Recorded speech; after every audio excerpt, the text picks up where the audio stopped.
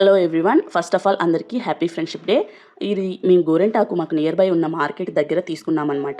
అక్కడ 20 రూపీస్‌కి ఒక చిన్న ప్యాక్ వచ్చింది. సో, నేను 2 తీసుకొనొచ్చాను. పాపకు, నాకే కదా అని. దీంట్లో ఉన్నవి కాడలు అన్నీ క్లీన్ చేసి ఫుడ్ మొత్తం నైట్ డిన్నర్ అయిపోయిన తర్వాత పెడదాంలే అనుకున్నాను. సో, దానికోసమే డిన్నర్ ప్రిపరేషన్ చేస్తున్నాను. మధ్యాహ్నం సాంబార్, రైస్ చేశాను. సో, దాంట్లోకి అప్పడాలు కావాలంటే పిల్లలకి అవి రెడీ చేస్తున్నాననమాట.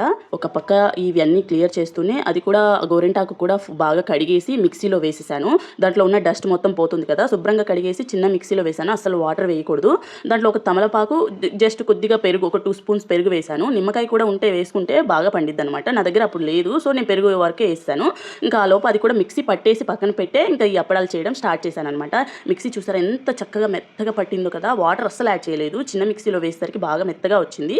ఇంకా సో టైం అయిపోయింది. త్వరగా పెట్టేస్తే వీళ్ళు తిన్నాక చేతులకు పెట్టొచ్చు కదా అనుకున్నది ఒకటి అయింది ఒకటి. అక్కడ నేను పెడదామని గోరెంటాకు ఈరోజు ఏ కాడికి పెడదామని అన్నీ ప్రిపేర్ చేసి పెట్టుకున్నాను. బట్ ఏం జరిగిందనేది నెక్స్ట్ వ్లాగ్లో చెప్తాను.